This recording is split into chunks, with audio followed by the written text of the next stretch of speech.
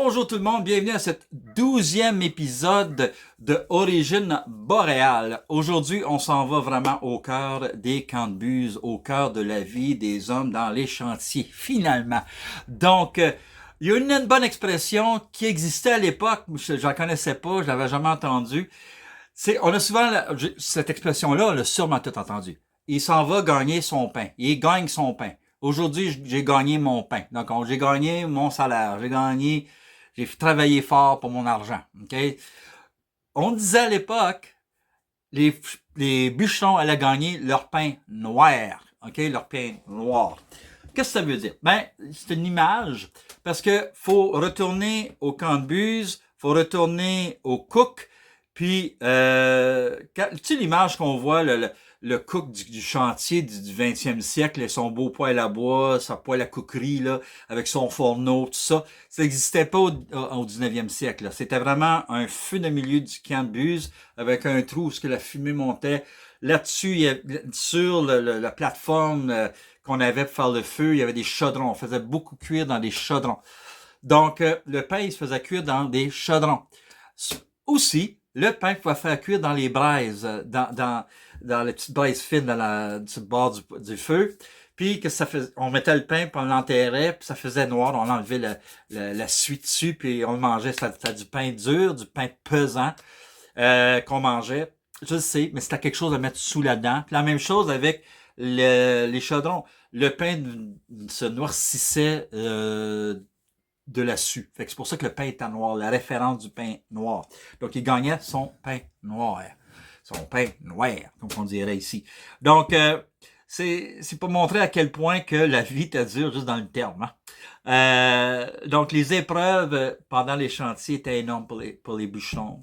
Non seulement il fallait se rendre dans les chantiers, des fois il n'y avait pas de route, au début il n'y avait pas de route, il fallait se rendre en canot, en barque et tout ça.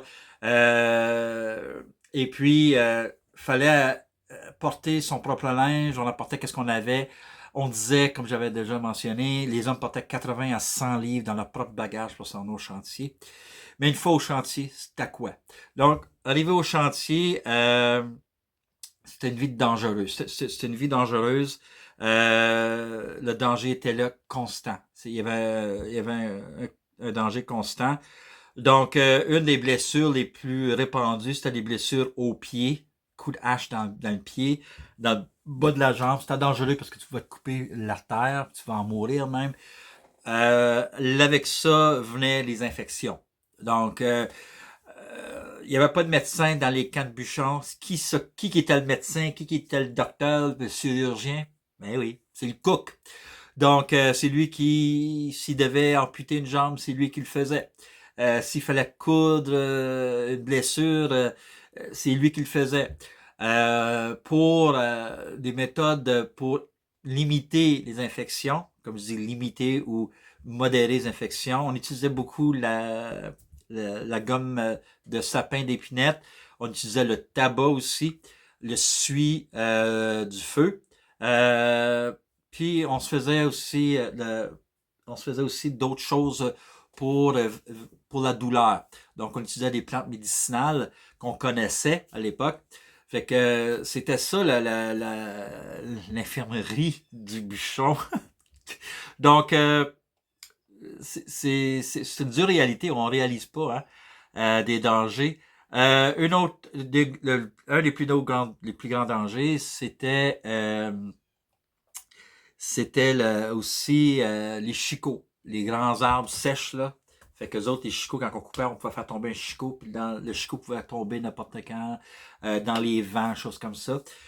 Une autre chose pour mentionner, souvent on parle ici, j'ai déjà entendu des gens dire ah, les faiseurs de veuves. Le chicot, c'est un chicot. Le faiseur de veuves, c'était le faux tremble, le peuplier. C'est un arbre qui est traître. Mon père dit, faut que tu fasses attention, même une journée de t'en vas à la pêche, puis il y a plein de trembles et des morceaux de branches. Tu sais jamais quand est-ce qu'un tremble peut casser, ou une branche peut tomber, ou choses comme ça. Fait que c'est ça qui était le danger dans la forêt, c'était le faux peuplier. Même quand on coupait un arbre, le faux peuplier pouvait se faire accrocher. En tout cas, c'est ça qu'on appelait Mon père a dit, c'est ça qu'on appelait la faiseur de veuve, c'était le peuplier. Le chicot, c'est le chicot. Un autre danger, c'était lors du coupe de l'arbre, c'est la chaise du barbier. J'ai eu la chance, mon père m'en a parlé, puis j'ai déjà vu une chaise de barbier. On se promenait dans la forêt, je pense qu'on était à la pêche ou à la chasse. Puis mon père est tombé sur une chaise de barbier. Puis j'étais pas loin. Il dit, Bastien, viens ici, faut que je te montre quelque chose. Tu vois là pas ça souvent, c'est rare. Je te montre une chaise de barbier.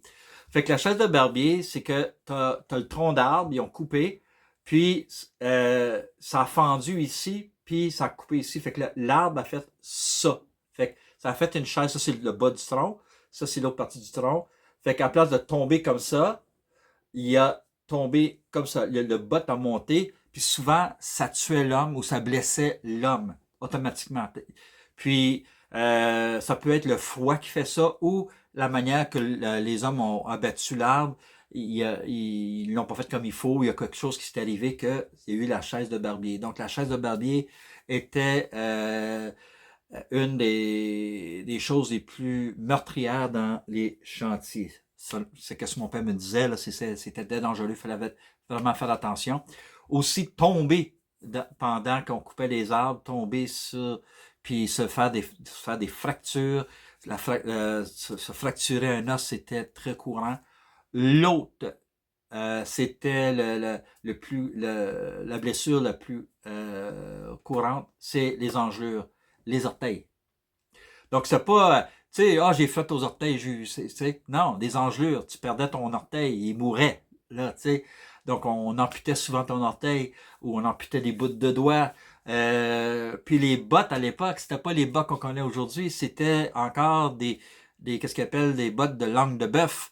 Donc, c'était des bottes style mocassin à l'époque, jusqu'à la fin du 19e siècle.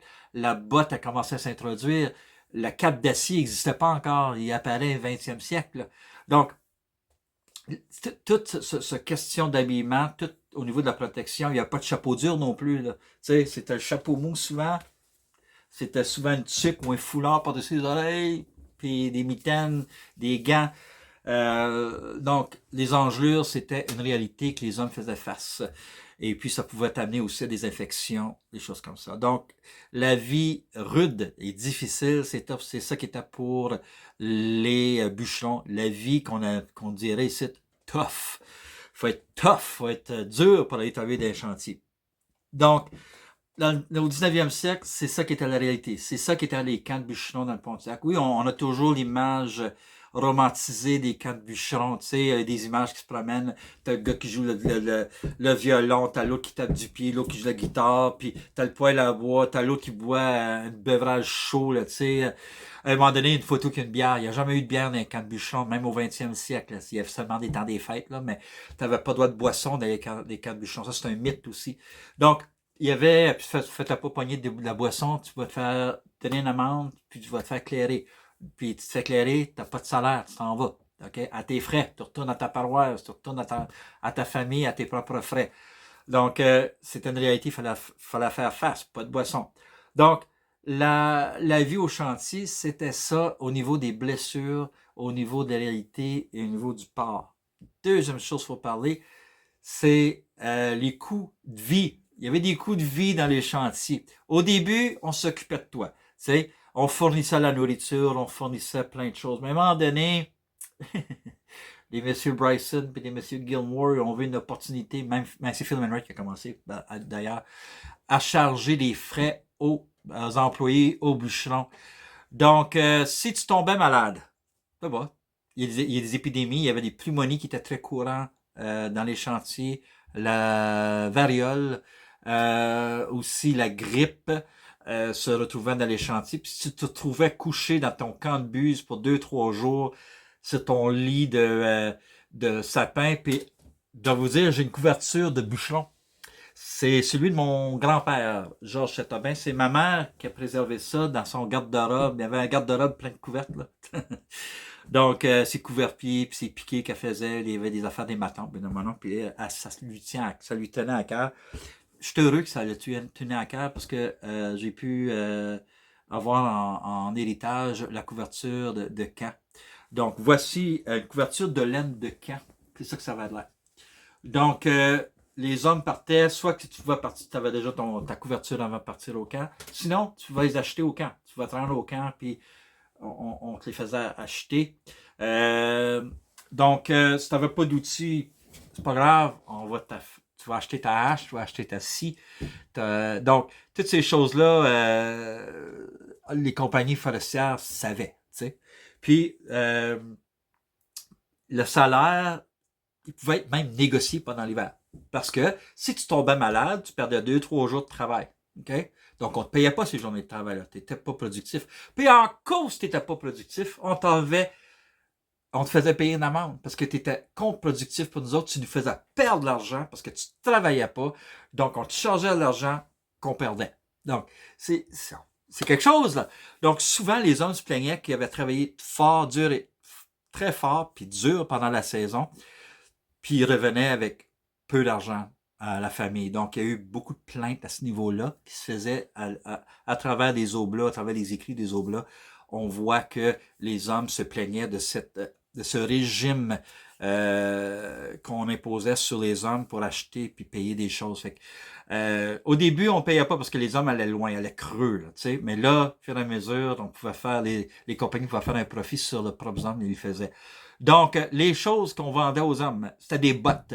Encore au début du 19e, mi-19e siècle, pas le début, mais mi-19e siècle, les bottes c'était rudimentaire, c'était des bottes de langue de bœuf, puis on les vendait, et plus qu'on avançait, il y avait des bottes, les bottes s'amélioraient, mais il n'y avait pas encore les bottes de cap d'acier. Ça a apparu vraiment au début du 20e siècle. Les vêtements, fait qu'il y avait un règlement, tu ne pouvais pas porter une chemise déchirée au chantier, tu n'avais pas le droit. Fait que c'était une question de protection et ton linge, ça te protégeait de froid aussi, de blessures, parce que donc c'était important que tu pouvais coudre ton linge, tu réparais ton linge, parce qu'il ne fallait pas que tu ailles travailler avec du linge endommagé, parce que tu pouvais même payer une amende. Le tabac, ben, c'est une manière de faire beaucoup d'argent. Donc, les compagnies forestières offraient du tabac à leurs hommes, leur vendaient. Les couvertures, donc les couvertures comme ça, on les vendait. Du savon et choses comme ça. Puis vous savez, je l'ai déjà parlé, les hommes travaillaient 6 jours semaine. Le dimanche, on travaillait pas. Le dimanche, c'était pour l'hygiène, était pour se prendre soin de soi-même. C'est lorsqu'on on se lavait, OK? On se lavait avec du savon. On se lavait les mains puis le visage pendant la semaine, mais c'était la toilette les dimanches. Et dans les rapports des Oblats encore, puis dans les rapports de Caen, on disait que l'eau, c'était pas de l'eau chaude. Puis souvent, on utilisait la même eau. On se partageait la même eau. Donc, le premier qui était chanceux, il avait de la bonne eau propre, puis frette, mais l'autre, elle a pu être pas mal jaune, puis brune, la dernière personne. Puis c'était le cookie qui s'occupait l'enfant, ou c'était souvent un enfant, 12, 13, 11, 12, 13 ans, qui s'occupait à porter de l'eau aux hommes pour leur toilette. On lavait notre linge. Comment est-ce qu'on lavait notre linge? On le frottait avec... c'était pas le cook qui faisait ça, c'était toi. Fait que le dimanche, c'était ça. Tu lavais ton linge, tu prenais la barre savon faite maison, tu faisais bouillir Puis la manière de vraiment nettoyer, on faisait bouillir notre linge. Donc, moi, j'ai déjà vécu l'odeur de bas de laine bouillie. Il y avait une madame que je connaissais dans mon village d'Alter Lake.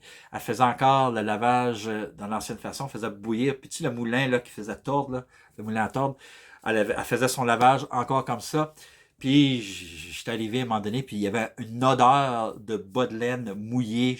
Tu sais, donc, sûrement c'était propre, mais c'était juste l'odeur de linge sale, de bas de laine que j'avais, que je me souviens très clair. Fait que c'était ça l'odeur du dimanche dans les camps de bus, dans les camps de bûcherons, avant le 20e siècle. Le 20e siècle, ça change, parce que on va en parler dans quelques instants. Mais la vie, c'était ça des chantiers. La nourriture, porc salé, fèves au lard, du pain, du gruyot, tout qui se pouvait se conserver longtemps dans des barils ou la farine, c'était des sacs. Le sucre, C'était pas vraiment du sucre, c'était de la melasse. Ça se conservait longtemps de la melasse, puis c'est dans les berries. Donc, je pouvais raconter des histoires de berries de melasse. Mon père a vécu ça. Lui était cookie aussi au chantier à l'âge de 14 ans. Donc, la melasse était un autre élément essentiel, c'était le sucre. Le café n'existait pas dans les quatre bûcherons. Peut-être que les contremaîtres s'en mettaient, ils se le cachaient, c'était vraiment cher du café, donc c'était du thé. Encore là, le thé, c'était très cher. Donc souvent, c'était des tisanes, c'était des choses qu'on faisait bouillir des plantes dehors, des branches d'épinette, de sapin, des choses comme ça, ou simplement de l'eau chaude. On faisait bouillir de l'eau, puis on buvait de l'eau chaude. Donc, c'est ça au niveau de nourriture. Il n'y avait pas de luxe au niveau de nourriture. Je vais vous en parler aussi. Mon père était cookie dans les années 50. Là. Donc oui, il y avait des desserts à cette époque-là. Mais les débuts des camps de buse là, du 19e siècle, là, c'était pas du luxe. Donc, c'est un peu vous donner la nourriture, comme je vous ai dit, le pain. Hein, je vous ai donné l'image au début. Parce qu'on a toujours l'image du pain blanc, pain maison d'un chantier. Au début, c'était pas ça pantoute.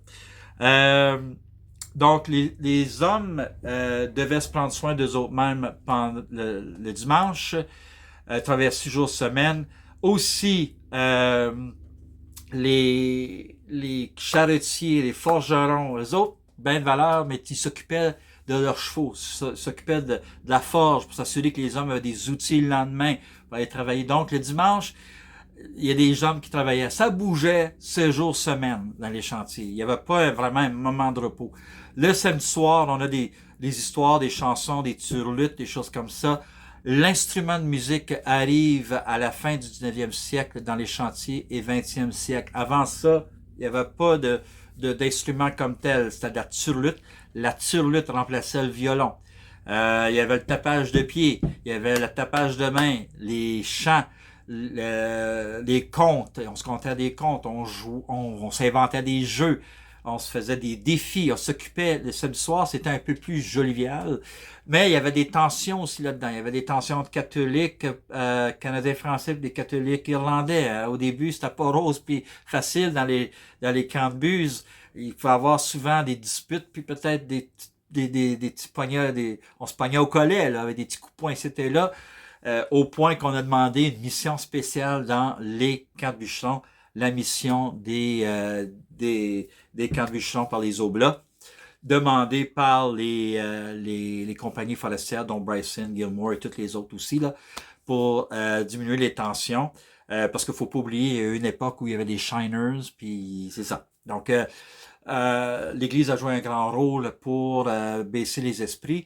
Puis, on dit que les Canadiens français étaient très pieux, donc très religieux. Donc, souvent, ils portaient des choses dans leur cou, des fois un crucifix, mais c'était pas nécessairement des crucifix. Souvent, c'était une médaille d'un saint. Souvent, on avait un genre le Sacré-Cœur, une image, c'était en coton, puis en arrière, il y avait une petite ouate. Puis on trempait ça dans la paroisse avant de quitter pour les chantiers. On faisait tremper ça dans l'eau bénite. Tu mettais ça ici, ça proche de ton cœur, puis ça te protégeait. Aussi, il y avait des histoires qui mettaient un petit peu de parfum de leur blonde, de leur épouse, mais ça ne durait pas toute la saison, sûrement. Mais ils portaient ces choses-là comme protection, comme porte-chance. Donc, la religion jouait un grand rôle. Aussi, dans les chantiers, il n'y avait pas beaucoup de curés qui venaient de Oblat. Donc, plus tard, dans le 20e siècle, on a introduit le petit livre. Donc, les bûcherons peuvent se faire la messe entre eux. Fait, il n'y a pas de curé, mais tu ouvrais le livre, puis il y a quelqu'un qui se mettait à commencer à faire la messe. Puis il faisait les prières. Il n'y avait pas d'Eucharistie, mais il se faisait un genre de service à tous les dimanches. Puis, une fois de temps en temps, il y avait la visite d'un oblat qui venait donner la bénédiction puis l'Eucharistie. Donc, c'est ça c'est au début 20e siècle. Mais la vie avant ça, c'était vraiment rudimentaire, il n'y avait pas beaucoup de choses, donc les hommes s'occupaient. On disait que même les hommes dansaient ensemble. Donc, il n'y avait pas de femmes, donc ils dansaient ensemble pour casser leur ennui les samedis soirs. Donc, puis les hommes, durant la semaine, ça n'avait pas le temps de faire des petits parties. Fait que tu te couchais de bonne heure, puis tu te levais de bonne heure. Donc, la vie était difficile. Donc, Les hommes se réveillaient vers 3 heures du matin, ils sortaient vers 4 heures, 5 heures, et revenaient au coucher du soleil, puis ils mangeaient, se préparaient, se mettaient au lit pour se réveiller encore le lendemain matin. Puis c'est ça, c'était, tu sais, le mal de bras, les mal, la fatigue, imaginez-vous, là, bûcher toute la journée. Donc, c'est une réalité que ces hommes-là vivaient. Puis, au niveau du couchage, des camps de buse au début, comme j'ai dit, 10 à 15 degrés max dans le camp de buse. Tu dormais sur des lits de sapins, d'épinettes. Pourquoi? Parce que ça l'envoyait les babettes, les poux, les puces. Fait que le sapin avait cette tendance-là à éloigner toutes ces choses-là, même s'il y en avait. Euh, Aussi, il mentionne que les charretiers dormaient avec leurs chevaux dans les écuries. Donc, parce qu'il y avait des odeurs, ces hommes-là, fait qu'on ne voulait pas avoir ces hommes-là qui travaillaient des chevaux dans les camps de buse, dans les camps de bûcherons au début. Mais sûrement, ça ne sentait pas aussi bon dans le camp de buse non plus. T'sais. Donc, c'est la vie des chantiers à cette époque-là. C'était difficile, c'était rude. Euh, donc, faut attendre là, à 1909 où ce que on commence à changer la vie des bûcherons et qu'on commence à parler des normes du travail. Donc, des lois commencent à s'implanter, les camps commencent à changer, mais là, on parle du 20e siècle. Mais avant ça, la vie était très rude, très rudimentaire, et puis c'est triste parce que l'homme n'avait pas de moyen de communiquer avec sa famille pendant la saison de l'hiver, pendant le travail, parce que la plupart ne pouvaient ni lire ni écrire. Il y avait quelques-uns qui pouvaient, mais il y avait peut-être 3e, 4e année hein, maximum. Donc, puis en plus, il n'y avait pas un système de courrier pour les camps de bûcherons. Ça arrive à la fin du 19e, début 20e, le système de courrier. On va en parler. Fait que l'isolement total. Fait que quand l'homme partait l'automne au chantier, la famille n'avait pas de nouvelles jusqu'au printemps quand il arrivait à la porte. Donc, on priait qu'il ne se faisait pas blesser, qu'il ne se faisait pas tuer dans le chantier. Puis si tu mourrais au chantier, oh mon Dieu, c'était pas drôle. Donc, dépendant de la manière t'es mort, première chose, on voyait pas ton corps là, à ta paroisse. À cette époque-là, tu étais trop loin. On t'enterrait là. Donc, on faisait une croix, là, puis c'était tout. Puis, on informait les oblats et les missionnaires qui passaient la mort de telle personne. C'était les oblats ou le clergé qui informait la famille. Si il informait la famille, parce que ils revenaient pas tout de suite dans les paroisses. Ces gens-là, ils continuaient leur mission, puis quand ils revenaient avec le registre. OK? Donc, souvent, il y a au niveau de la drave aussi, si l'homme mourait, on creusait une tombe là, on mettait une croix, puis on continuait à travailler. Et si l'homme mourait sur le travail, mais c'est simple. La compagnie elle n'envoyait pas l'argent, ses payes à la veuve. Il devait rien à la famille. La compagnie ne devait rien à la famille. Fait que c'était à la famille, puis la paroisse, puis tout le monde en bas là qui s'occupe de ça. Nous autres, la machine, il faut qu'elle roule. Le rouleau compresseur, il faut qu'on continue. Fait que, puis la perte d'un homme, c'était immense. OK? C'était une perte immense pour la compagnie parce que ça en fait une personne de moins pour bûcher. Ça fait une personne de moins sur la drave. Parce que vous voyez un peu l'image. C'est pour ça qu'on disait l'homme, quand il était malade, il était pris dans ses couvertes de laine, sur ses branches de sapin. Il se faisait pas payer. Puis en plus, on lui enlevait de l'argent parce qu'il était pas productrice, il pouvait pas produire pour la compagnie, fait qu'il nuisait à la compagnie. Fort.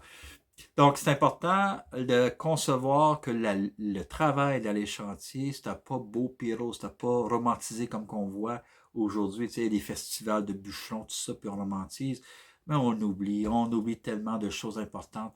C'est les premiers bûcherons, ceux qui ont fait partie de cette industrie à la première heure, c'était quoi leurs conditions de vie. Tu sais, on a des soupers de bûcherons, on a des soirées de bûcherons, mais on parle pas de ça. Puis, on va parler de qu'est-ce qu'on voit, c'est à l'époque du 20e siècle. Donc, c'est là ce qu'on s'en va à la prochaine épisode, mes amis, le 20e siècle. Là, on va parler de l'époque de ton arrière-grand-père, ton arrière-grand-oncle, ton oncle, ton père, t'es mon oncle. On s'en va là. On va aussi parler du rôle de la femme. La femme elle commence à être introduite dans l'industrie forestière et son rôle. Je vous ai parlé du magasin de la compagnie qui vendait aux hommes des choses pour... Ils fournissaient les hommes dans les choses qu'ils avaient besoin. Les femmes, une fois que la colonisation et les bûcherons se trouvent plus proches de leur terre, la colonisation s'approche des camps de bûcherons, les femmes vont jouer un rôle aussi là-dedans. Donc, à la prochaine épisode, à la 13e épisode, je vous en parle. Donc, j'espère que vous avez aimé ça. Je vous souhaite de bons moments, de bonnes réflexions, puis des fois réfléchir à ce que nos ancêtres ont vécu. On dit tabarouette, on a fait du progrès dans notre société. Donc, je vous laisse là-dessus. À la prochaine.